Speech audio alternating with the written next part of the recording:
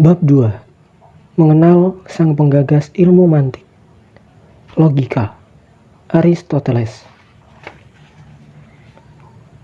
Telah dibahas pada bab 1 tentang orang pertama yang menyusun ilmu mantik, logika, yaitu seorang filsuf Yunani bergelar sang guru pertama, Aristoteles. Nah, pada bab ini, pembahasan tentang sosok pencetus ilmu mantik versi Yunani dibahas secara detail, mulai dari biografi singkat, karya, pemikiran-pemikirannya tentang ilmu mantik atau logika, hingga pandangan ulama Islam tentang pemikiran tersebut. A. Biografi singkat Aristoteles. Dalam dunia filsafat, nama Aristoteles sangat tersohor dan populer. Namanya sering disebut-sebut dan pemikirannya banyak dikutip, baik di dunia barat maupun di dunia Islam Timur. Aristoteles adalah seorang filsuf besar dari abad keempat sebelum Masehi. Ia dilahirkan pada 385 sebelum Masehi di sebuah kota kecil di semenanjung Cesidain di Tracia, Balkan. Kota kecil ini dikenal dengan nama Stagira. Dia terlahir dari benih seorang ayah bernama Nicomacheus, seorang dokter pribadi Raja Amintas dari Makedonia. Namun, Aristoteles kecil harus berpisah dengan ayahnya di masa kanak-kanaknya, karena sang ayah meninggal dunia. Sejak itu, dia kemudian diasuh oleh ayah angkatnya bernama Prosenus. Di bawah asuhan Prosenus, dia didik sebagai aristokrat hingga berumur 17 tahun.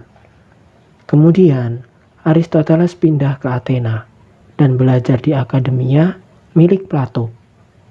Aristoteles belajar di Athena selama sekira 20 tahun lamanya. Dengan demikian, dia adalah murid Plato. Dalam tempo yang tidak sebentar, 20 tahun, Aristoteles telah menjadi seorang tokoh di Athena. Pemikiran-pemikirannya kerap dipengaruhi oleh gurunya, Plato. Akan tetapi, pada 350 sebelum Masehi, terjadi ketegangan politik antara Makedonia dan Athena. Akibatnya, Aristoteles yang berasal dari Makedonia pun mulai terancam keberadaannya di Athena. 3 tahun kemudian, setelah kematian Plato pada 347 sebelum Masehi, dia memutuskan pindah ke Assos. Kepindahannya bukan atas kehendak dirinya, melainkan atas undangan Hermias. Di Assos, Aristoteles tidak hanya mendirikan akademi filsafat, tetapi dia juga bertemu pujaan hatinya. Ada seorang wanita yang konon ahli dalam bidang biologi bernama Phtias. Wanita muda tersebut kemudian dinikahi oleh Aristoteles yang kala itu sudah berusia setengah baya. Tentang sosok Phtias ada beragam versi. 1. Ada yang mengatakan dia adalah pengurus rumah tangga Hermias. 2. Ada yang berpendapat dia adalah saudara perempuan Hermias. 3. Versi lain menyatakan dia adalah putri Hermias. 4. Ada lagi yang berpendapat dia adalah selir Hermias. Semua versi berbeda tersebut kemudian menimbulkan penafsiran bahwa kemungkinan Phtias adalah salah satu pelacur di istana Hermias. Yang jelas, konon dia sudah tak perawan lagi ketika dinikahi oleh Aristoteles. Pada 342 sebelum Masehi, Aristoteles pulang ke kampung halamannya di Makedonia atas permintaan Raja Philip II. Motif dari permintaan itu adalah agar Aristoteles mengajar putra Raja Philip II yang bernama Alexander. Kelak, di bawah bimbingan Aristoteles, Alexander menjadi seorang raja besar, melebihi ketenaran ayahnya dengan gelar Alexander the Great, Alexander Agung. Dalam Islam, tokoh ini sering dikaitkan dengan sosok Iskandar Zulkarnain yang disebutkan dalam Al-Quran, seorang raja saleh dan bijaksana. Tokoh ini merupakan sosok pengembara yang kuat, bijaksana, dan selalu menyeru kepada kebaikan. Penasehatnya bernama Nabi Khidir alaihi salam. Mereka bertanya kepadamu Muhammad tentang Zulkarnain. Katakanlah, aku akan bacakan pada kalian sebagian dari berita tentangnya. Kami itu sungguh telah memberikan kekuasaan kepadanya di muka bumi, dan kami pun telah menganugerahkan kepadanya jalan untuk mencapai segala sesuatu. Maka dia pun menempuh suatu jalan. Quran Surat Al-Kahfi 83 sampai 85. Jika benar, Zulkarnain yang digambarkan Al-Quran adalah Alexander the Great, bisa disimpulkan bahwa kebijaksanaan dan kesalehan yang dimilikinya kemungkinan merupakan ajaran dari gurunya, Aristoteles. Sebab, Aristoteles dikenal sebagai sosok filsuf yang bijaksana dan saleh, terlepas dari agama atau keyakinan yang dianutnya. Ketika Alexander diserahkan kepada filsuf Yunani yang bergelar guru pertama itu, usianya masih sangat muda, yaitu 13 tahun. Merupakan sebuah tugas yang tidak mudah mendidik seorang putra raja yang kelak akan mewarisi tahta kerajaan. Aristoteles menggembleng Alexander dengan melatihnya moral dan intelektual. Dia berhasil mendidik muridnya menjadi seorang raja agung yang terkenal seantero dunia akan kesalehan dan kebijaksanaannya. Selain itu, Alexander juga dikenal dengan kekuatan dan kebesarannya, di mana dia menguasai hampir separuh wilayah bumi.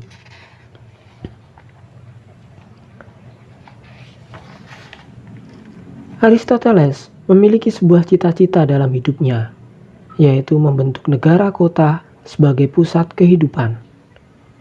Cita-citanya itu berhasil diwujudkannya melalui muridnya, ketika Alexander diangkat sebagai Raja Makedonia pada 344 sebelum Masehi. Aristoteles kembali ke Athena. Di sana, dengan bantuan sang murid, Alexander, ia kemudian mendirikan sekolah sendiri yang diberi nama Lyceum, dalam bahasa Latin Lyceum. Berkebalikan dengan gurunya, Plato, yang mementingkan ilmu pasti, Aristoteles secara khusus mengarah pada ilmu pengetahuan alam. Salah satu pendapatnya yang cukup dikenal dalam hal ini yaitu teori bentuk materi.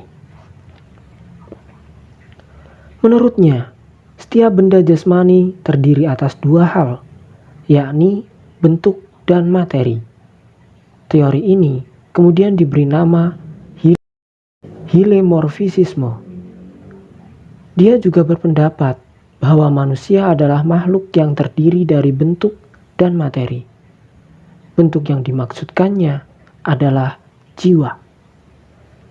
Alexander tidak hanya bersumbangsih dalam pembangunan Lyceum secara fisik saja, tetapi juga memberikan sumbangan penting lainnya, yaitu dalam pengumpulan manuskrip dan peta dunia. Aristoteles berusaha mengumpulkan manuskrip-manuskrip dan peta bumi untuk menciptakan perpustakaan di Lyceum. Untuk mewujudkannya, ia memerintahkan semua pemburu, penangkap unggas, dan nelayan di kerajaannya untuk melaporkan kepadanya tentang semua hasil yang menarik dari sudut ilmiah. Namun, hubungan antara Alexander dan Aristoteles pada akhirnya mengalami keretakan ketika Alexander memerintahkan pembunuhan atas keponakan sang guru yang bernama Callisthenes. Alasannya karena ia dicurigai ikut kelompok pemberontak. Alexander meninggal pada 323 sebelum Masehi, di mana kematiannya sekaligus menjadi penyebab kerajaannya terpecah-pecah. Salah satu wilayah yang ingin melepaskan diri dari Makedonia pasca kematian sang Raja Agung adalah Athena. Imbas dari kematian Alexander bagi Aristoteles cukup besar, mengingat hubungan keduanya begitu dekat sebagai guru dan murid. Aristoteles dicap sebagai pengkhianat oleh orang-orang Athena. Untuk alasan tersebut, dia kemudian meninggalkan Athena dan menyerahkan Lycaeon kepada muridnya bernama Theophrastus. Kemudian, dia pergi ke Chalkis, yaitu kota kelahiran ibu Aristoteles. Di kota inilah Aristoteles menetap dan tinggal hingga meninggal dunia pada usia 62 tahun.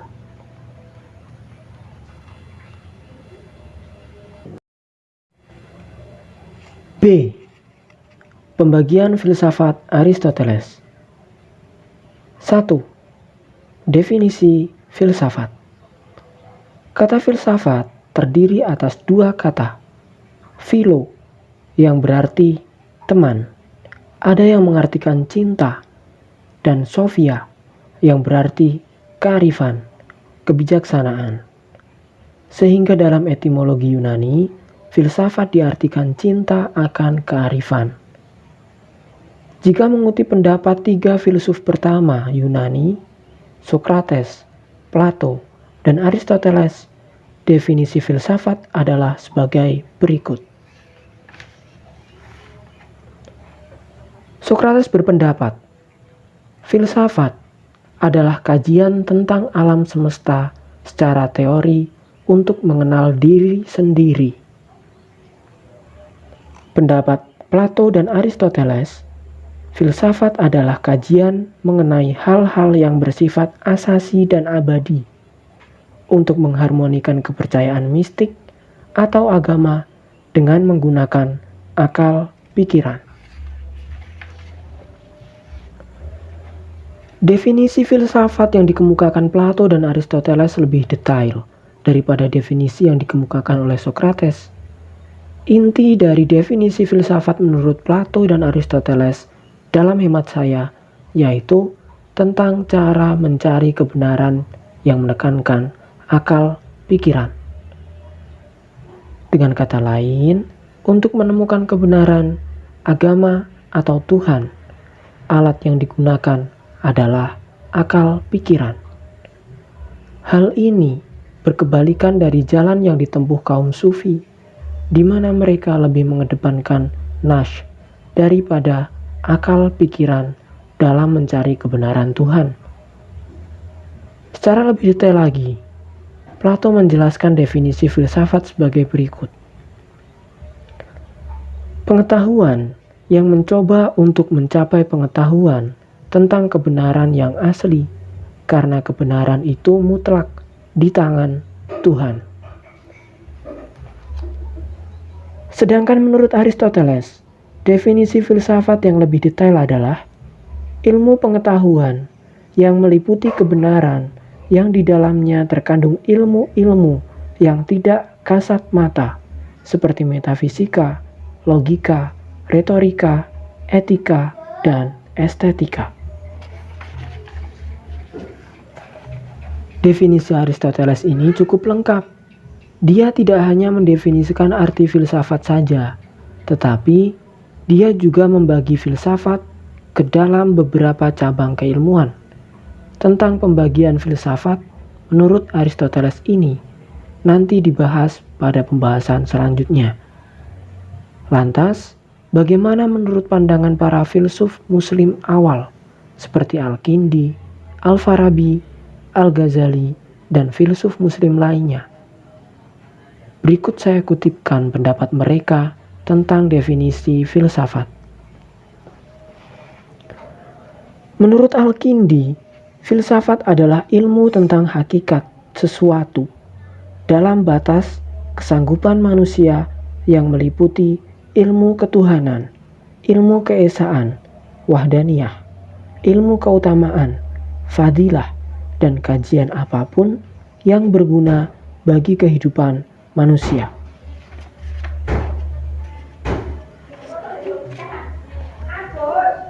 Menurut Imam Al-Ghazali, filsafat adalah ilmu atau pengetahuan untuk mencapai kebenaran melalui tahapan pemikiran kritis, akal. Menurut Al-Farabi, definisi filsafat adalah al-ilm bi'al maujudat bima hiya al-maujudat, ilmu yang menyelidiki hakikat sebenarnya dari segala yang ada ini.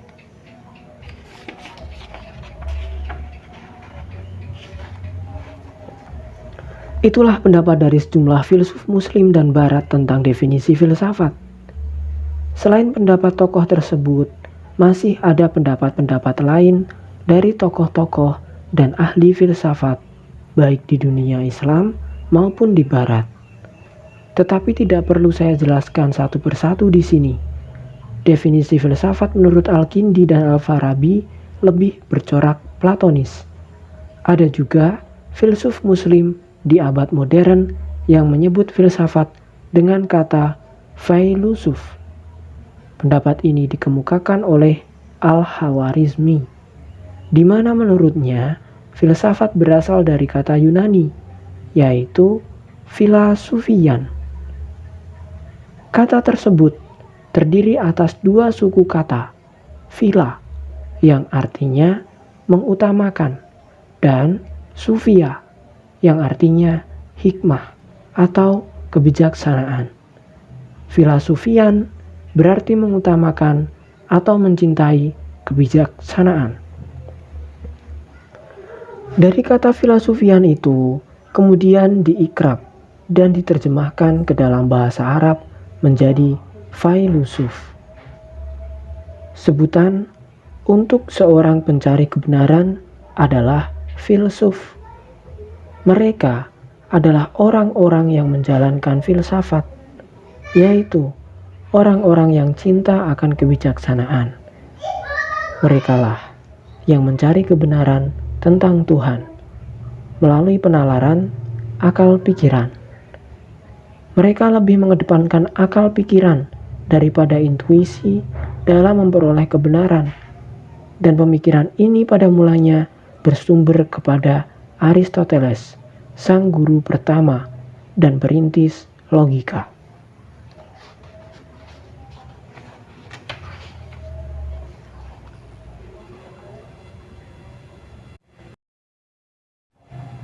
Dua, filsafat menurut Aristoteles dan pembagiannya. Hakikat filsafat adalah memperoleh kebenaran melalui akal pikiran. Filsafat disebut sebagai bapak pengetahuan, karena darinya lah semua ilmu pengetahuan sejatinya bersumber. Semua cabang-cabang ilmu pengetahuan yang ada saat ini awalnya bermula dari pemikiran filsafat. Aristoteles menyatakan bahwa sebab dan asas segala benda adalah filsafat ilmu. Bagi Aristoteles, filsafat tidak tumbuh dan berdiri sendiri. Ada banyak hal yang mempengaruhinya. Lingkungan keluarga, sosial alam, dan potensi diri akan ikut mempengaruhi seseorang dalam melakukan refleksi filosofis.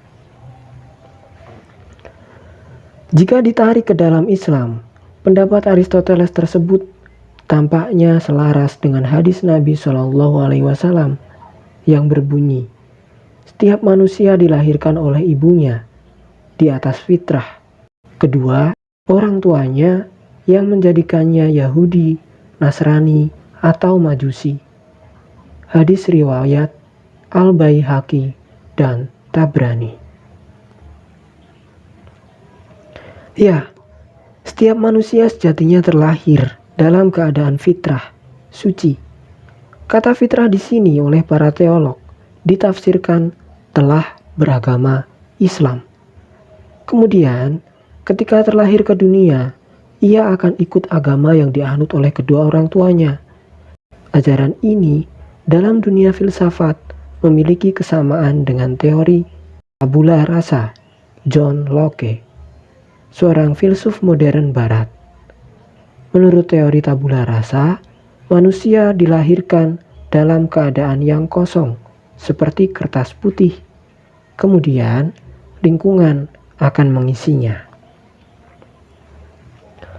Walaupun secara teoritis, teori tabula rasa menolak konsep ide bawaan René Descartes, tetapi secara prinsipil, tabula rasa mengandung makna bahwa refleksi filosofis manusia sangat dipengaruhi oleh lingkungannya. Atas dasar keyakinan adanya pengaruh faktor-faktor luar atas refleksi filosofis manusia itu. Aristoteles kemudian menamakan filsafat sebagai teologi. Lantas, ada berapa pembagian filsafat menurut Aristoteles? Dalam hal ini secara umum, filsafat terbagi menjadi dua, yakni teoritis dan praktis. Tetapi, kemudian Aristoteles merinci lagi hingga membagi filsafat ke dalam 4 disiplin ilmu pengetahuan, yaitu logika, fisika, metafisika, dan pengetahuan praktis. Dalam sumber lain disebutkan, Aristoteles membagi filsafat menjadi 3 cabang: logika, filsafat teoritis, dan filsafat praktis. Dari 3 cabang itu, kemudian lahir cabang-cabang ilmu khusus. Pertama, logika merupakan cabang filsafat yang berdiri sendiri yang dianggap Aristoteles sebagai ilmu pendahuluan bagi filsafat. Kedua, filsafat teoritis terbagi dari ilmu fisika, ilmu matematika, dan ilmu metafisika. Ketiga, filsafat praktis terdiri dari ilmu etika, ilmu ekonomi, dan ilmu politik. Jika dirumuskan, maka diperoleh bagan berikut. Filsafat dibagi menjadi 3: logika, filsafat teoritis, filsafat praktis. Filsafat teoritis dibagi menjadi 3: 1. Ilmu fisika, 2. Ilmu matematika, 3. Ilmu metafisika. Filsafat praktis dibagi menjadi 3: 1. Ilmu etika, 2. Ilmu ekonomi, 3. Ilmu politik. Selain 3 cabang filsafat tersebut, sebenarnya ada satu lagi cabang filsafat yang disebut filsafat poetika. Cabang filsafat ini merupakan ilmu pengetahuan filsafat yang membicarakan tentang keindahan, pengertian seni, penggolongan seni, nilai seni, aliran dalam seni, dan teori penciptaan dalam seni. Jadi, Aristoteles membagi filsafat menjadi 4 cabang utama, yakni logika, filsafat teoritis, filsafat praktis, dan filsafat poetika. Pembagian filsafat oleh Aristoteles ini dilakukan dalam konteks zamannya. Adapun di era sekarang, ilmu pengetahuan sudah dibedakan dan dipisahkan dari filsafat. Sehingga filsafat berdiri sendiri sebagai sebuah ilmu pengetahuan yang diajarkan secara khusus di dunia akademik. Padahal, masa lalu filsafat adalah induk dari segala pengetahuan. Walau demikian, apa yang dilakukan oleh Aristoteles merupakan permulaan yang baik bagi perkembangan filsafat sebagai suatu ilmu yang dapat dipelajari secara teratur. Hingga saat ini, ajaran filsafat Aristoteles, terutama logika, masih dikagumi dan dipelajari serta dipergunakan. Di era modern, pembagian filsafat hanya diklasifikasikan ke dalam dua pengetahuan saja, yaitu filsafat teoritis dan filsafat praktis. Logika dimasukkan ke dalam filsafat teoritis bersama dengan metafisika, filsafat alam, atau kosmologi, dan filsafat tentang manusia, atau antropologi. Sedangkan dalam filsafat praktis ada etika, filsafat agama, dan filsafat kebudayaan. Itulah pembahasan seputar pemikiran filsafat Aristoteles, khususnya tentang pembagian filsafat yang menjadi 4 cabang pengetahuan. Adapun perbedaan dalam pembagian ilmu filsafat antara Aristoteles dan para filsuf di era modern merupakan sebuah keniscayaan, mengingat perbedaan waktu dan perkembangan zaman yang terus bergerak maju. Namun, corak pemikirannya tidak lantas hilang, melainkan tetap abadi dalam pemikiran sejumlah filsuf klasik hingga modern. Dalam Islam, salah satu filsuf yang dipengaruhi oleh pemikiran Aristoteles adalah Ilmu Rushd, Averroes. Dia adalah seorang filsuf dan teolog terkemuka yang merumuskan perpaduan antara teologi Islam dan rasionalisme Aristoteles. Sedangkan dalam agama Nasrani, ada Santo Thomas Aquinas yang dipengaruhi pemikiran Aristoteles. Kesimpulannya, terlepas dari pembagian filsafat yang dikemukakan oleh Aristoteles maupun tokoh-tokoh di era modern. Yang jelas, pemikiran filsafat Aristoteles hingga kini masih mempengaruhi pemikiran filsafat sejumlah tokoh, baik di Barat maupun di dunia Islam. Salah satu ilmu yang paling dipengaruhi adalah ilmu logika.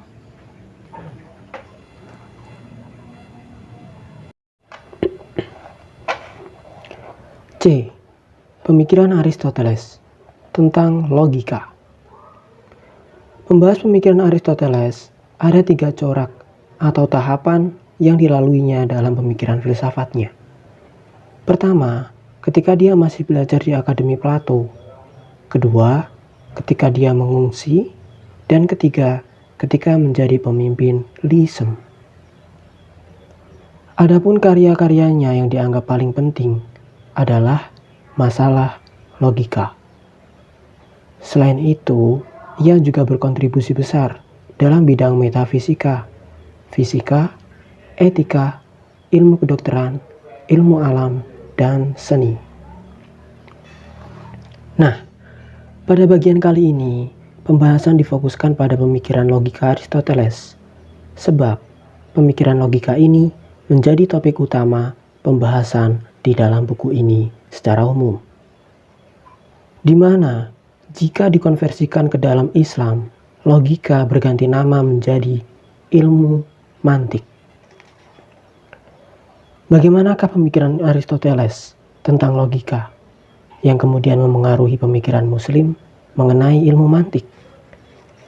Sejarah mengakui dan mengabadikan nama Aristoteles sebagai bapak logika. Tentang alasannya sudah dibahas dalam bab 1, yaitu karena Aristoteles lah yang secara resmi dan sistematis merumuskan ilmu logika. Walaupun dasar-dasar logika sudah dimulai oleh Socrates dan Plato, tetapi yang menjadikannya ilmu yang sistematis adalah Aristoteles. Oleh karena itu, Aristoteles disebut sebagai peletak dasar pertama ilmu logika atau bapak logika. Logika Aristoteles disebut logika tradisional. Ketika dikembangkan oleh para pemikiran di era modern, maka logika Aristoteles tersebut bermetamorfosa dalam bentuk baru dan disebut logika modern. Aristoteles memiliki 6 buah buku yang oleh murid-muridnya disebut organon. Organ sama dengan alat, yakni 1.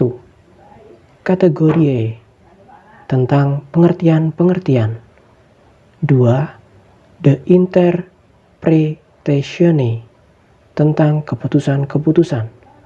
3. Di analytica priora, tentang silogisme. 4. Analitika posteriora, tentang pembuktian. 5. Topika, tentang berdebat. 6.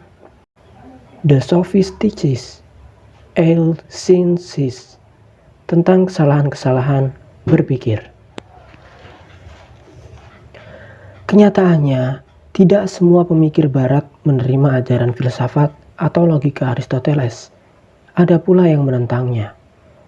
Di antara tokoh-tokoh barat yang menentang pemikiran logika Aristoteles adalah Francis Bacon, René Descartes, John Stuart Mill, dan yang kontemporer ada Bertrand Russell. Walaupun mereka menentang logika Aristoteles, mereka tidak lantas memusnahkannya. Menurut para pendukung logika simbolis yang berkembang di Eropa, pemikiran logika para penentang logika Aristoteles adalah menyempurnakan logika Aristoteles tersebut yang dinilai banyak kelemahan dan kesalahannya. Sebab mereka juga mengakui kebenaran minimal sebagian dari logika Aristoteles. Intisari dari logika Aristoteles adalah silogisme. Silogisme adalah suatu bentuk pemikiran kesimpulan secara deduktif dan tidak langsung, di mana kesimpulannya ditarik dari dua premis yang tersedia sekaligus. Dua premis itu adalah premis mayor dan premis minor. Dari keduanya, kemudian tarik sebuah keputusan atau konklusi. Bagi Aristoteles, silogisme menunjukkan tentang sesuatu yang lain yang akan mengikutinya. Adapun contohnya adalah, semua makhluk hidup itu bernapas. Manusia hidup dengan bernapas. Maka kesimpulannya adalah, manusia adalah makhluk hidup. Contoh lain, semua makhluk hidup akan mati. Sapi adalah makhluk hidup. Sapi bakal mati. Jadi, rumus dalam silogisme sangatlah sederhana, yaitu premis mayor diikuti oleh premis minor, kemudian diperoleh kesimpulan atau konklusi. Aristoteles menyebut logikanya sebagai analitika, yang berarti pengungkapan. Dalam prinsipnya, dia membagi tahapan logika ke dalam 3 tahapan, yaitu mempertimbangkan, menarik kesimpulan, dan membuktikan atau menerangkan. Setiap ilmu pengetahuan atau bidang-bidang pengetahuan lain harus menilai dari serangkaian prinsip pertama atau disebut aksioma. Aksioma berasal dari bahasa Yunani yang berarti menjadi layak, membutuhkan, atau berada dalam keseimbangan. Namun belakangan, aksioma dimaknai sebagai postulat atau premis atau titik awal penalaran. Alo Liliweri, Komunikasi Antarpersonal edisi pertama, Jakarta Kencana 2017, halaman 124. Dengan aksioma-aksioma ini, kebenaran dapat dideduksikan dengan logika. D. Karya-karya Aristoteles. Aristoteles merupakan seorang pemikir besar dan filsuf terkemuka. Pemikirannya tidak hanya tentang logika saja, tetapi hampir semua pengetahuan. Hal itu dapat dilihat dari berbagai karyanya dalam berbagai bidang ilmu pengetahuan. Berikut adalah beberapa karya yang lahir dari pemikiran sang guru pertama tersebut. Pertama, karya populer, popular writings. Aristoteles sering melahirkan atau mengarang karya-karya yang sifatnya populer, yaitu untuk dikonsumsi masyarakat umum alias non-akademi. Karya-karyanya ini memiliki karakter khas tulisan populer, yaitu ringan, mudah dicerna, dan lugas. Adapun bentuk karyanya dalam bidang ini, antara lain berupa syair-syair, puisi, roman, dan dialog-dialog. Beberapa contoh karyanya yang sempat terdokumentasikan yaitu Eudemus, The Protrepticus, On Philosophy, On the Good, dan On the Ideas. Selain dari judul-judul tersebut, karya-karyanya di bidang ini tidak diketahui atau tidak terdokumentasikan. Kay Bertens dalam bukunya menyebut total ada 19 karya Aristoteles yang berbentuk popular writings. Kay Bertens, Sejarah Filsafat Yunani, dari Thales ke Aristoteles. Yogyakarta, Penerbit Canisius, 1987, halaman 128. Kedua karya-karya ilmiah dan dokumen, Aristoteles tidak hanya menulis karya populer, tetapi dia juga menulis karya-karya dalam bentuk dokumen dan catatan ilmiah. Beberapa di antara karyanya yaitu Historiae Animalium yang mengulas binatang-binatang dan Athenaeum Politeia tentang undang-undang dasar negara Yunani. Ketiga, karya-karya filsafat dan sains. Untuk kategori yang ketiga ini, Aristoteles menulis sebuah pemikirannya dalam bidang filsafat dan sains, tidak untuk dikonsumsi oleh masyarakat umum, melainkan khusus untuk siswa-siswanya di akademik. Adapun karya-karyanya tentang filsafat dan sains meliputi 1. Logika, Die Organen. Di antaranya Kategorie, Kategoris, Die Interpretatione, On Interpretations, Analytica Priora, Prior Analytics, Analytica Posteriora, Posterior Analytics, Topica, dan Die Sophisticis et Sciences. 2. Filsafat alam meliputi Physica, De Caelo, Degeneratione et Corruptione, dan Meteorologica. 3. Psikologi meliputi De Anima dan Parva Naturalia. 4. Biologi meliputi De Partibus Animalium, De Motu Animalium, De Incessu Animalium, dan De Generatione Animalium. 5. Filsafat, filosofi, meliputi metafisika, etika Nicomachean, Magna Moralia, Ethica Eudemia, Politika, Rhetorica, dan Poetika. Untuk filsafat, ada beberapa karya yang dilahirkan dalam periode-periode berbeda.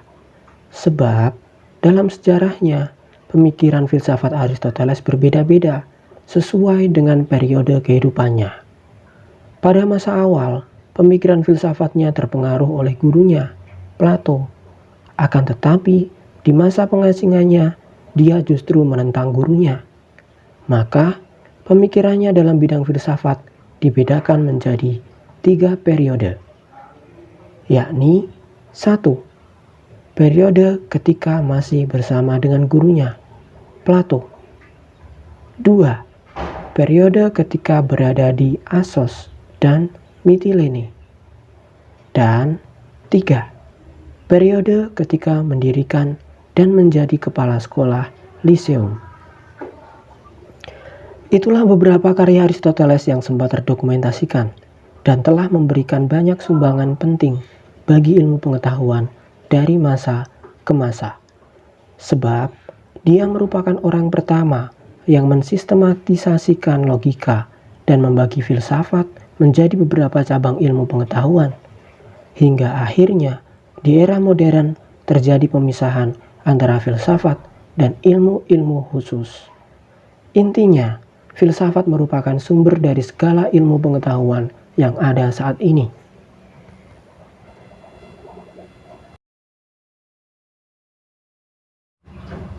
Satu, masuknya logika Aristoteles ke dalam Islam. Karya-karya Aristoteles pada mulanya tidak terdokumentasikan secara rapi. Karya-karya itu diwariskan turun-temurun oleh Aristoteles kepada murid-muridnya.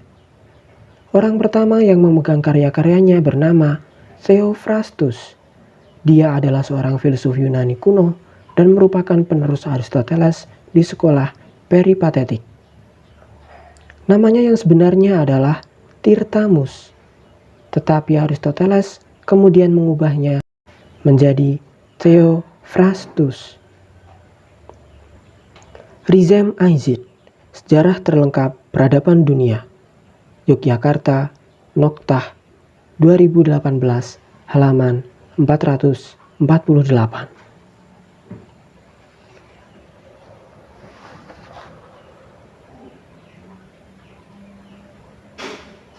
Namun karya-karya Aristoteles di tangan Theophrastus tidak berhasil dipublikasikan secara massal. Kemudian, karya-karya tersebut berpindah, diwariskan ke tangan filsuf lain bernama Nellus Skepsis. Dari Nellus, karya-karya Aristoteles itu dijual kepada Apellicon Theos, yang kemudian mencoba mempublikasikannya tetapi gagal. Bahkan, karya-karya itu banyak yang mengalami kerusakan karena kurang perawatan. Akhirnya, ketika Apellicon meninggal, seorang bernama Sulla menyelamatkan karya-karya agung sang guru pertama dengan membawanya ke Roma. Dia memberikan kepada Andronicus. Kala itu, Andronicus adalah ketua peripatetik dan raja penguasa. Di tangannya lah karya-karya Aristoteles yang sangat berharga itu berhasil dipublikasikan dengan baik. Itulah sejarah singkat perjalanan karya-karya penting Aristoteles dari awal sampai terpublikasikan menjadi sebuah buku. Dari masa ke masa, karya-karya tersebut mulai tersebar ke berbagai penjuru negeri hingga diterjemahkan ke dalam Islam pada masa dinasti Umayyah. Pada masa itu, negara-negara yang menjadi pusat studi filsafat Yunani antara lain Irak, Suriah, dan Mesir. Ketika Bani Umayyah melakukan ekspansi ke negara-negara tersebut, kaum muslim mulai bersinggungan dengan filsafat Yunani dan logika Aristoteles secara khusus.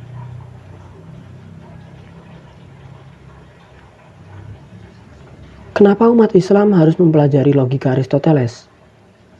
Lagi-lagi, ini ada hubungannya dengan dakwah Islam. Konon, ketika umat Islam mengekspansi negara-negara yang dikuasai kaum Nasrani, Yahudi, dan Zoroaster, mereka harus terlibat dalam perdebatan sengit tentang agama. Ada banyak pertanyaan logis yang dilontarkan orang-orang non-muslim, di mana jawabannya harus juga logis.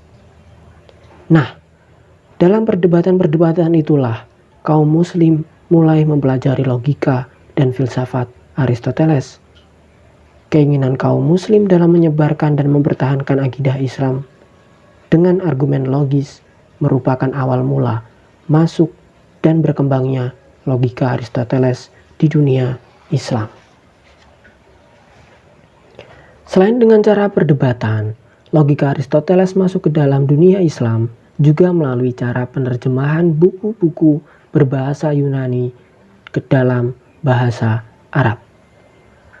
Semua peradaban besar di timur melakukan proses penerjemahan ini, baik dinasti Abbasiyah, dinasti Umayyah, di Suriah dan Andalusia, hingga Kesultanan Persia sebelum Islam. Pada masa dinasti Abbasiyah, penggalakan penerjemahan buku-buku Yunani ke dalam bahasa Arab mulai dilakukan pada masa Khalifah Al-Mansur 136 sampai 148 Hijriah. Adapun fokus penerjemahan adalah pada filsafat dan kedokteran. Sebelum dinasti Abbasiyah, tradisi penerjemahan sebenarnya sudah dimulai oleh dinasti Umayyah I di Suriah, yaitu pada masa Khalifah Yazid bin Muawiyah 60 sampai 63 Hijriah atau 663 sampai 665 Masehi, dan Khalifah Marwan bin Hakam 64 Hijriah atau 664 Masehi. Orang pertama yang melakukan penerjemahan karya-karya Yunani ke dalam Islam secara individu bukan atas perintah khalifah adalah Khalid bin Yazid bin Muawiyah, putra dari Khalifah Yazid bin Muawiyah. Nurul Haq, Sains, Kepustakaan dan Perpustakaan dalam Sejarah dan Peradaban Islam, Klasik, Pertengahan Modern, Pati, Magza Pustaka 2020, halaman 110 sampai 111. Walaupun kegiatan penerjemahan sudah dilakukan sejak masa dinasti Umayyah, tetapi pada masa itu tradisi penerjemahan bukanlah fokus utama kaum muslim, sebab di masa Bani Umayyah fokus kaum muslim adalah pada perluasan wilayah kekuasaan. Tradisi penerjemahan baru fokus dan dilakukan secara masif pada masa dinasti Abbasiyah. Tradisi penerjemahan buku-buku Yunani ke dalam bahasa Arab berlangsung secara masif pada masa 3 khalifah dinasti Abbasiyah, yaitu Al-Mansur, Harun ar-Rasyid, dan Al-Ma'mun. Di bawah kepemimpinan merekalah Islam berada pada masa kejayaannya. Masa-masa tersebut dikenal sebagai zaman penerjemahan.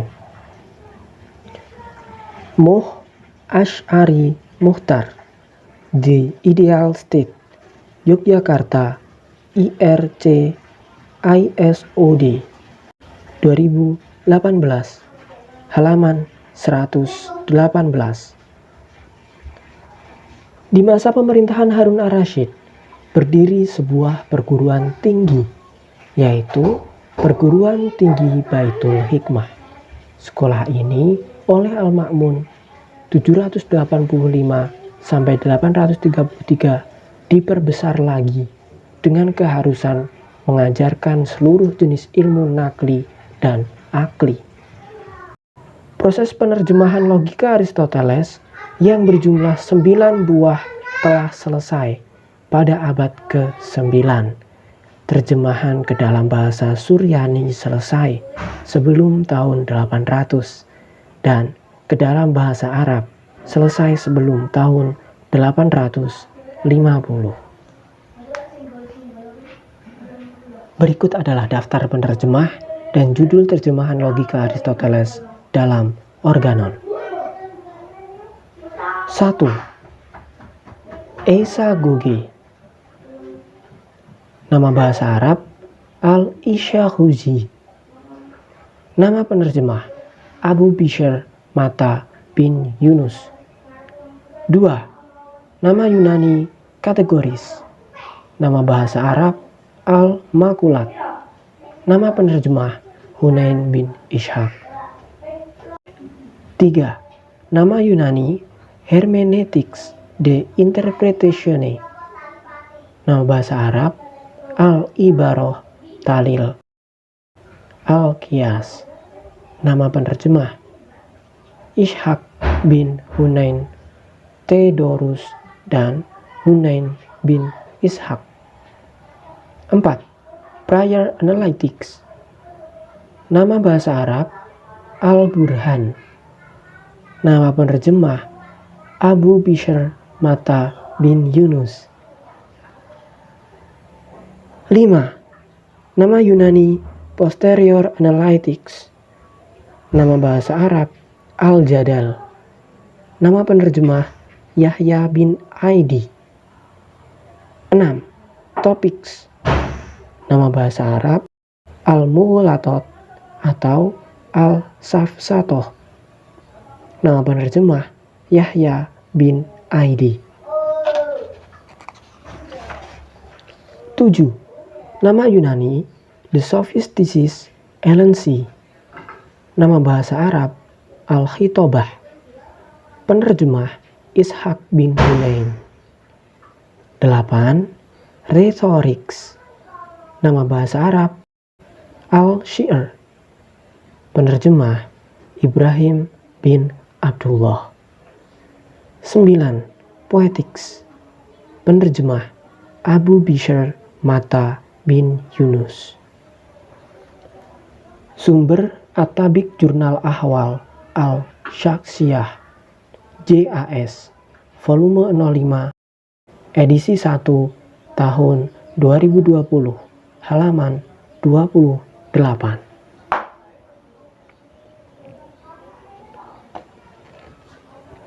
Itulah proses panjang masuknya filsafat dan logika Aristoteles ke dalam dunia Islam, bahasa Arab. Tampaknya, kegiatan atau tradisi penerjemahan tersebut menginspirasi orang-orang Barat untuk melakukan hal serupa. Mereka kemudian menerjemahkan karya-karya cendekiawan Muslim ke dalam bahasa mereka. Beberapa ilmuwan Barat yang melakukan penerjemahan karya-karya ilmiah berbahasa Arab antara lain 1. Robert Kester, Inggris, yang menerjemahkan ilmu kimia, karya Jabir bin Hayyan dan Al-Jabar, karangan Al-Khawarizmi ke dalam bahasa Latin. 2.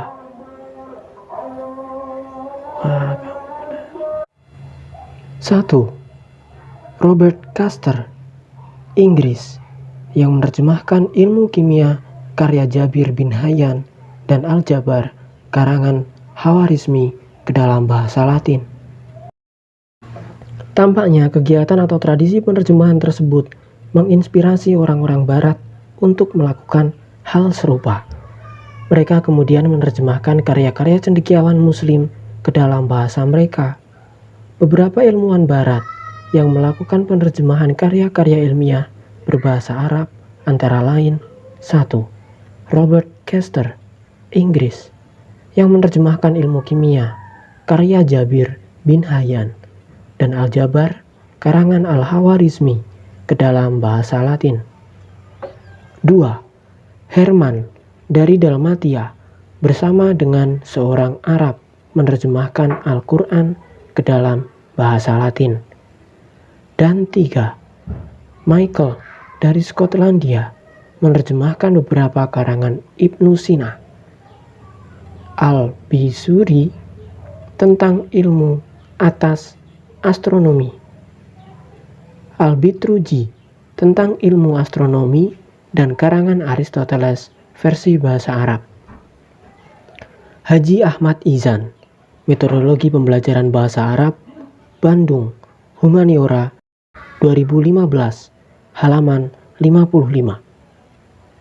Dengan demikian, masuknya filsafat Yunani secara umum dan logika secara khusus ke dalam dunia Islam terjadi dalam 3 fase. Fase pertama merupakan fase pengenalan logika Aristoteles oleh kaum Muslim, yaitu logika Aristoteles dipelajari untuk dijadikan alat dalam rangka menjawab pertanyaan-pertanyaan ilmiah orang-orang Barat, Nasrani, Yahudi, dan Zoroaster.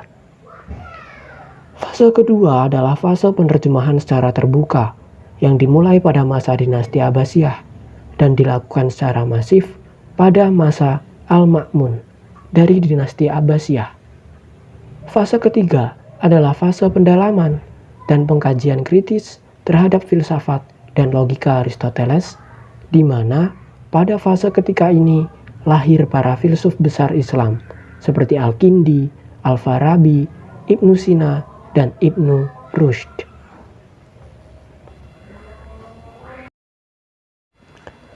Dua, pandangan ulama terhadap mantik Aristo.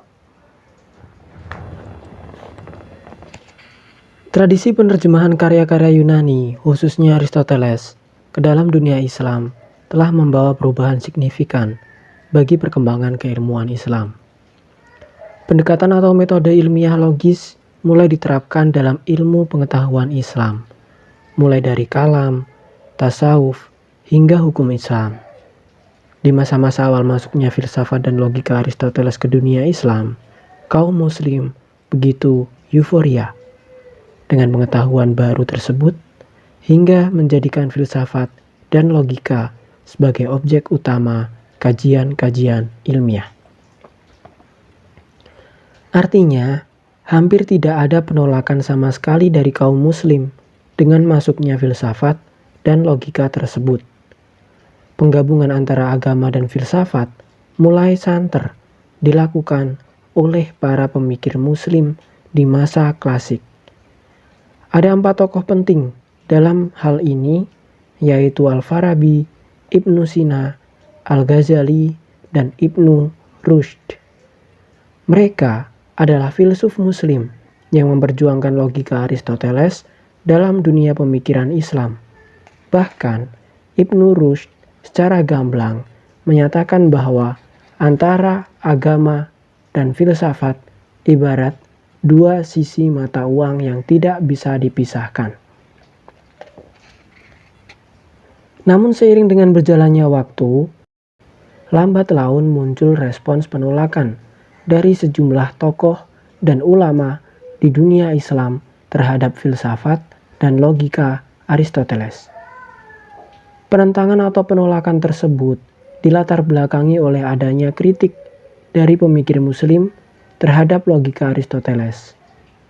Bagi mereka, kelompok yang menentang logika Aristoteles, masuknya logika ke dalam Islam sangat membahayakan bagi keimanan seseorang. Adapun jargon yang digunakan dalam menentang logika adalah man tamantoko tazandako. Barang siapa yang berlogika, maka menjadi berbuat zindik. Muhyar Fanani, Fikih Madani, Konstruksi Hukum Islam di Dunia Modern, Yogyakarta, LKIS 2009, halaman 69. Jadi, para penentang logika Aristoteles menjudge kaum muslim yang berlogika dengan istilah zindik. Kata azindik berarti orang yang mempercayai kekufuran. Lebih ekstrim lagi, zindik diidentikan dengan ateis. Dr. Ahmad Nahrawi Abdussalam Al-Indonesi. Ensiklopedia Imam Syafi'i. Terjemah Usman Sya'roni. Jakarta, Penerbit Hikmah 2008, halaman 92. Adapun tokoh-tokoh pemikir dan ulama Islam yang menentang dan menolak logika Aristoteles, di antaranya Ibnu Taimiyah, Ibnu Qayyim, Al-Shanani, Al-Suyuti, Ibnu Al-Shalah, dan Al-Subki.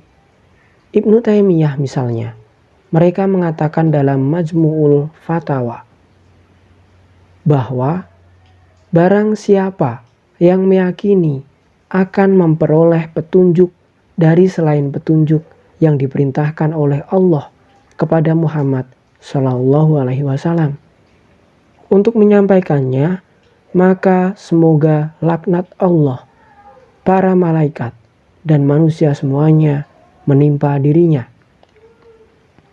Allah tidak akan menerima darinya amal fardu dan amal sunnahnya serta tidak mau berbicara kepadanya.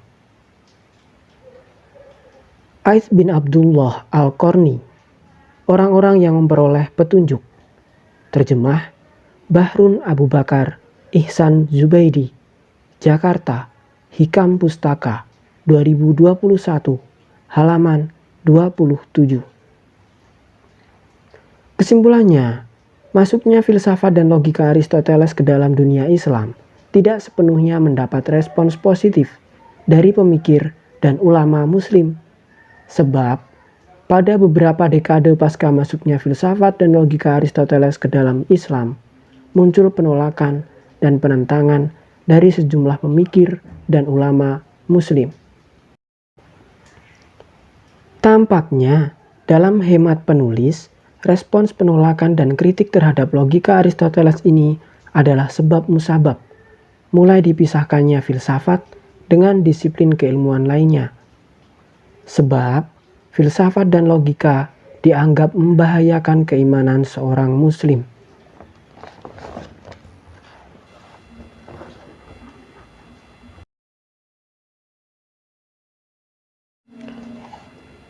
Tiga, para pembela dan penentang mantik Aristo.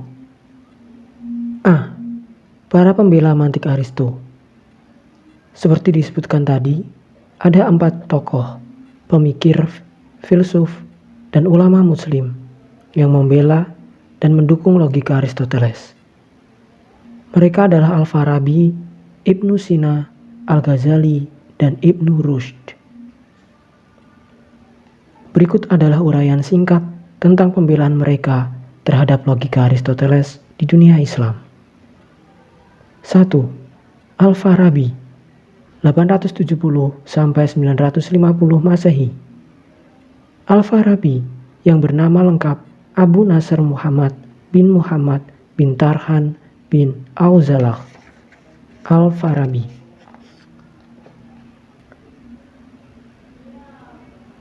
Saiful Falah, Jalan Bahagia, para filsuf Muslim dan pemikiran filsafatnya. 1. Jakarta, PT Elex Media Komputindo 2021, halaman 13. Dikenal sebagai filsuf Muslim pertama atau filsuf pertama dalam Islam dengan gelar guru kedua, Al-Mu'allim Al-Sani atau The Second Master. Sedangkan Aristoteles menyandang guru pertama, the first master. Di balik gelar guru kedua yang disematkan kepada Al-Farabi, yaitu karena perhatiannya yang sangat besar terhadap logika Aristoteles. Al-Farabi merupakan pendukung utama mantik Aristo. Dia juga adalah orang pertama di kalangan umat Islam yang mempunyai perhatian dalam mengklasifikasikan ilmu. Al-Farabi menjadi salah satu pendukung utama logika Aristoteles atau mantik Aristo, karena baginya peran logika sangat penting bagi manusia. Menurutnya, logika merupakan metode berpikir di mana manusia dapat membedakan yang benar dan yang salah, serta terhindar dari kemungkinan terjatuh pada kekeliruan. Mulyadi Kartanegara, Mozaik Hasanah Islam, Bunga Rampai, dari Chicago, Jakarta, Paramadina, 2000, halaman 62. Dengan demikian, fungsi utama logika dalam pandangan Al-Farabi tersebut adalah menunjukkan pada cara berpikir yang benar, dari kebenaran subjektif menuju kebenaran objektif.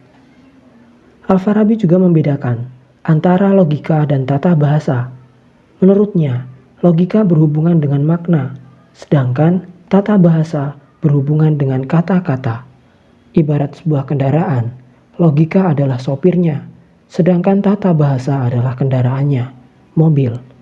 Oleh karena itu, Al-Farabi berpendapat bahwa logika bukanlah barang hiasan yang tidak perlu, karena logika tidak akan pernah bisa tergantikan oleh bakat ilmiah. Ibid. Logika Al-Farabi sejatinya tidak ada pengubahan dari logika Aristoteles, kecuali hanya mengomentari organon saja. Walau demikian, Al-Farabi memberikan kontribusi besar bagi perkembangan logika Aristoteles di dunia Islam, yaitu berhasil secara tepat dan jelas menerangkan logika Aristoteles kepada kaum Muslim atau bangsa yang berbahasa Arab. Inilah prestasi yang tidak dimiliki oleh tokoh lain dalam Islam, sehingga Al-Farabi disebut dengan gelar guru kedua. 2. Ibnu Sina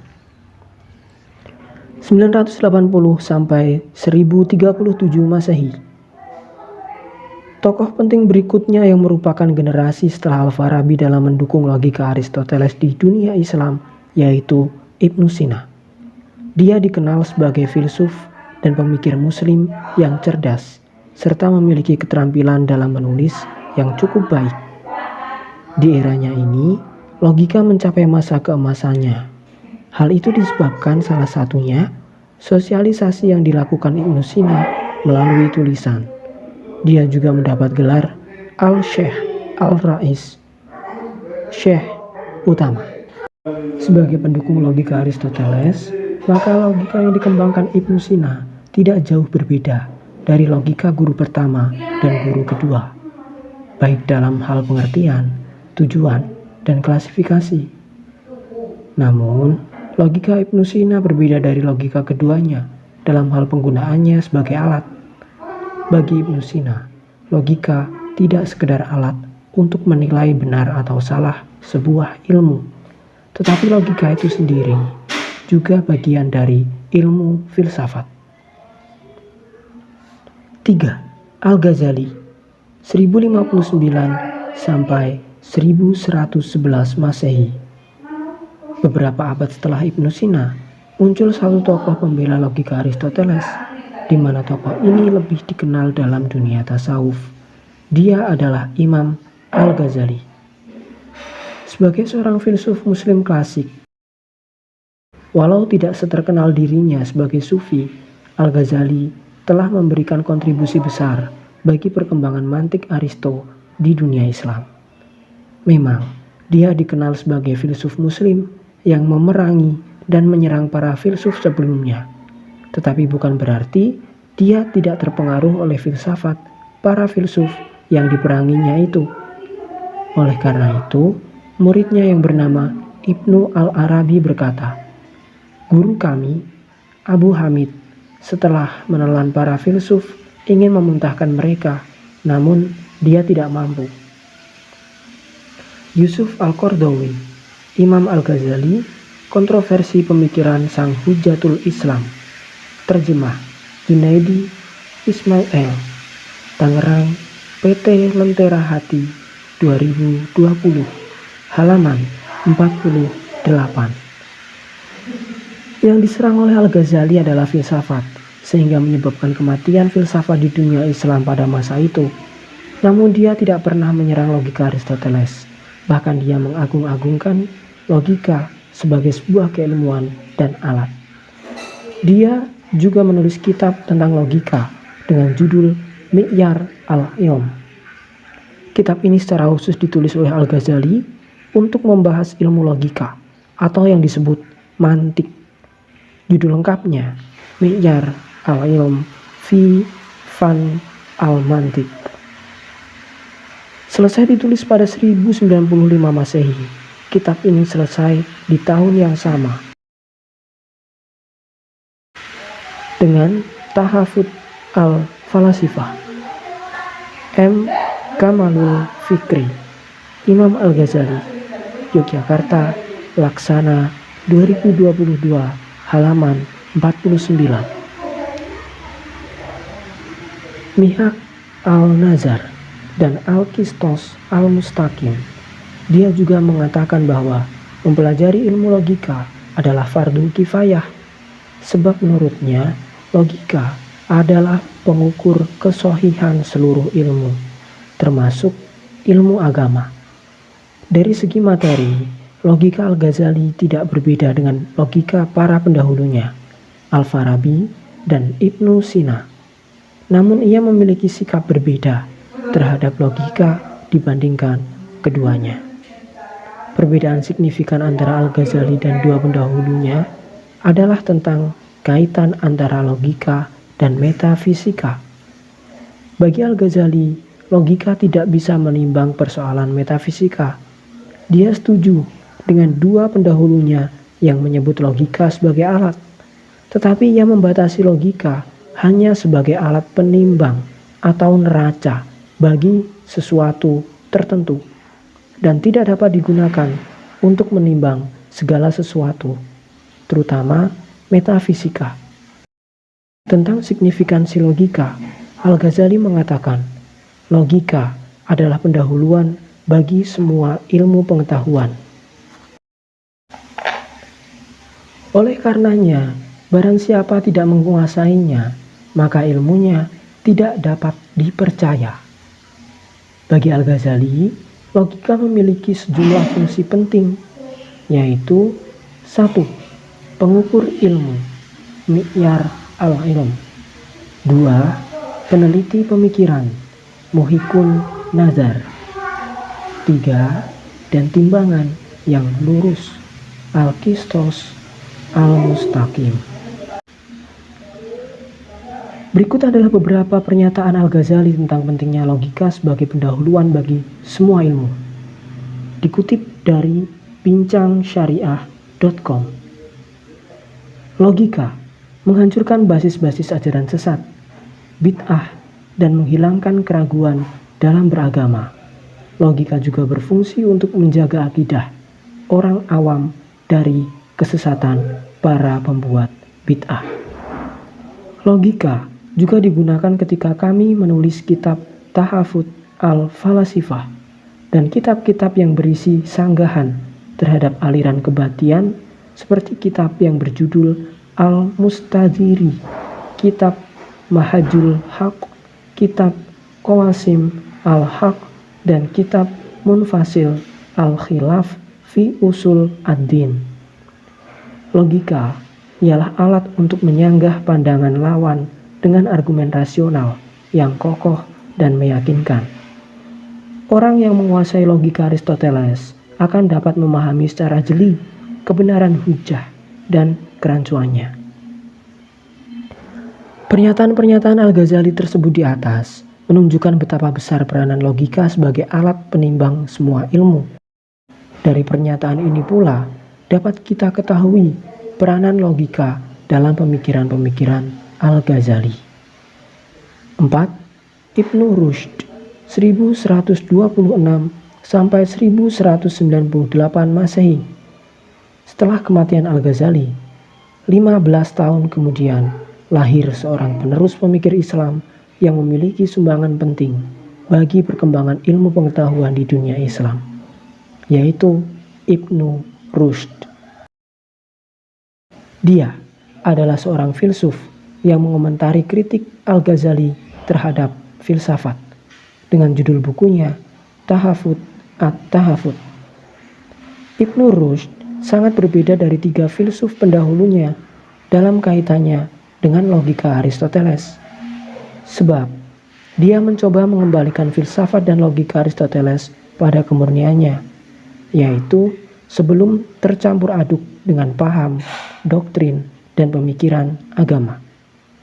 Untuk tujuan tersebut, dia merupakan salah satu filsuf muslim yang berpaham Aristotelianisme dan mendapat pengakuan dari para pemikir muslim sebagai pengikut termurni Aristoteles. Saking fanatiknya terhadap Aristoteles, Ibnu Rushd sampai-sampai menyebut sang guru pertama sebagai orang yang dengan sifat ilahi, nabi, yang tidak pernah salah.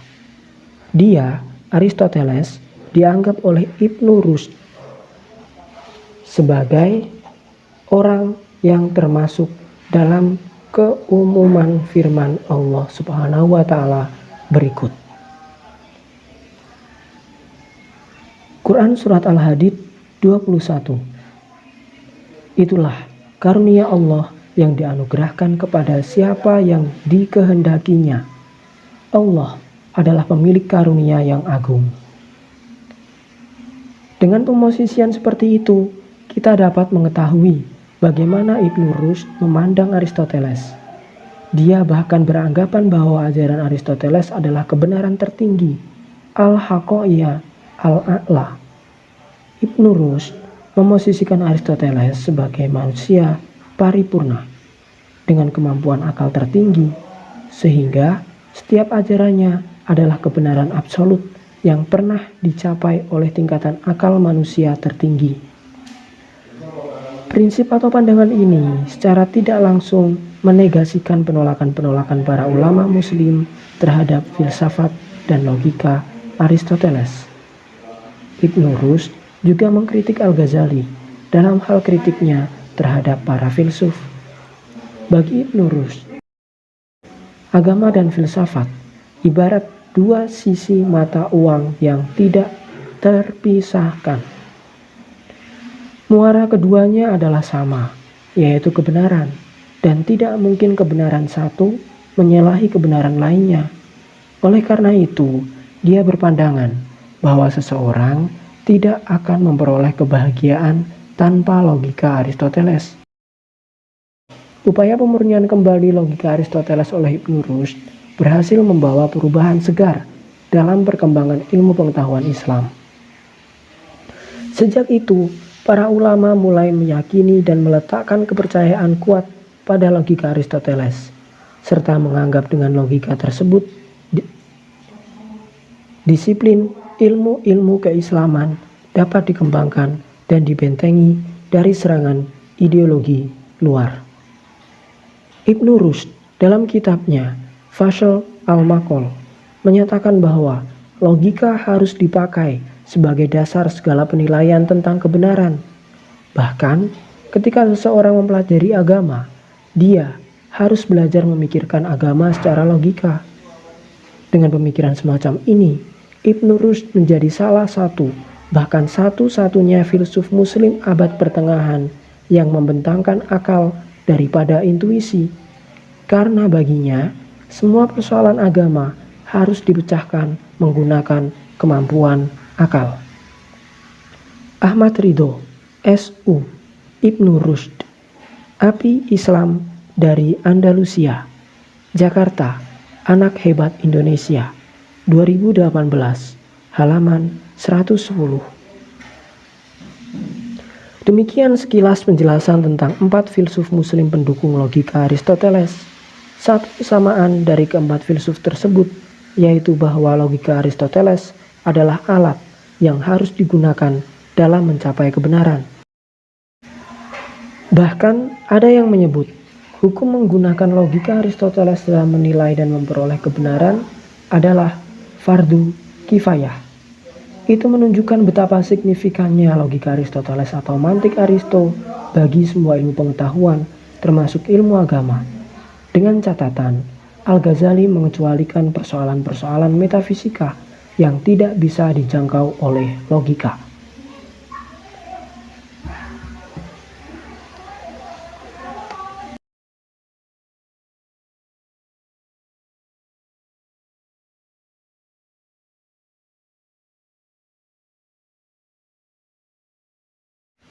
B. Para penentang mantik Aristo. Mantik Aristo berkembang pesat dalam dunia Islam, tetapi bukan berarti tidak ada tokoh atau ulama atau pemikir yang menentangnya. Bagaimanapun, logika Aristoteles merupakan sebuah metode atau ilmu pengetahuan yang berasal dari Yunani, di mana harus dilakukan penyelarasan dengan ajaran-ajaran Islam. Maka, atas dasar inilah sejumlah ulama menentang dan menolak filsafat dan logika Aristoteles tersebut. Berikut adalah ulama-ulama yang menjadi penentang keras pemikiran Aristoteles di dunia Islam. Antara lain, 1. Ibnu Taimiyah, 1328 Masehi. Nama lengkapnya adalah Abul Abbas Taqiyuddin Ahmad bin Abdul Halim bin Abdus Salam bin Abdullah bin Taimiyah al-Harrani. Dia adalah seorang pemikir dan ulama Islam dari Haran, Turki. Dia bergelar Syekhul Islam. Dia merupakan ulama yang tergolong produktif dalam menulis karya ilmiah, di mana ada catatan bahwa karyanya telah mencapai kurang lebih 4.000 naskah, 300 jilid, bahkan ada yang mengatakan 500 jilid. Ibnu Taimiyah adalah ulama pertama dalam Islam yang menentang dan menolak logika Aristoteles. Kritiknya terhadap logika Aristoteles dilancarkan terhadap silogisme relatif komprehensif. Kritiknya ini dituangkan ke dalam karyanya Al-Radd ala Al-Mantiqiyan, penolakan terhadap para penganut logika. Adapun motivasi atau tujuannya menentang logika Aristoteles, yaitu untuk menghalangi kaum muslim dari kesesatan seperti filsuf, sufisme, ahli kalam, syiah, dan lain sebagainya.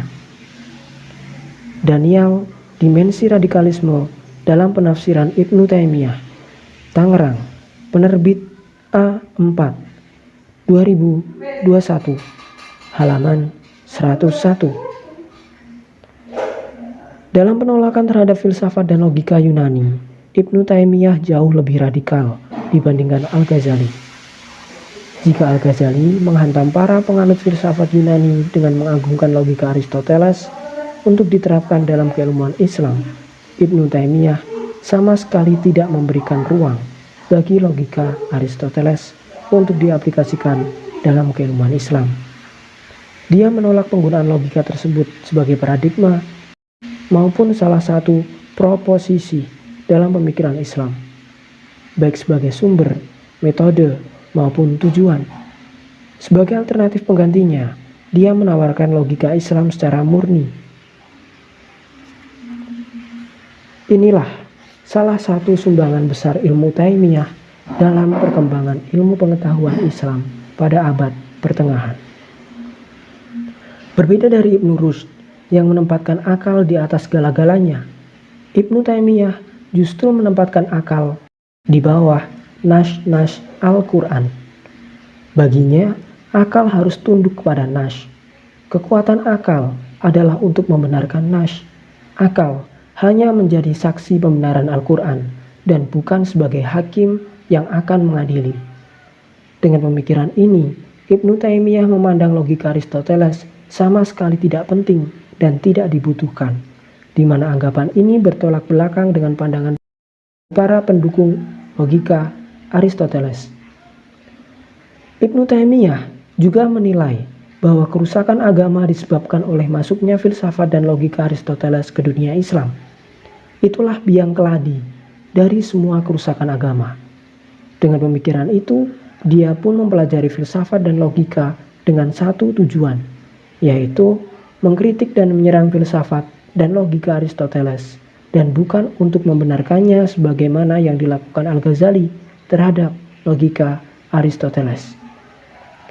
Tujuan dari serangan tersebut yaitu untuk menjaga keyakinan agama yang sudah dianutnya agar tidak terkontaminasi dengan ideologi dan pemikiran luar. 2. Ibnu Qayyim Al-Jazwiyah, wafat 751 Hijriah. Ibnu Qayyim Al-Jazwiyah merupakan murid Ibnu Taimiyah. Sebagaimana sang guru, dia juga menentang dan menolak logika Aristoteles. Secara umumnya, serangannya terhadap logika Aristoteles sama dengan yang dilakukan oleh Ibnu Taimiyah.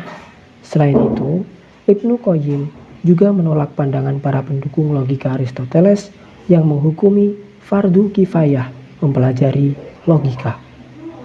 Menurut Ibnu Qayyim, pendapat tersebut tidak benar.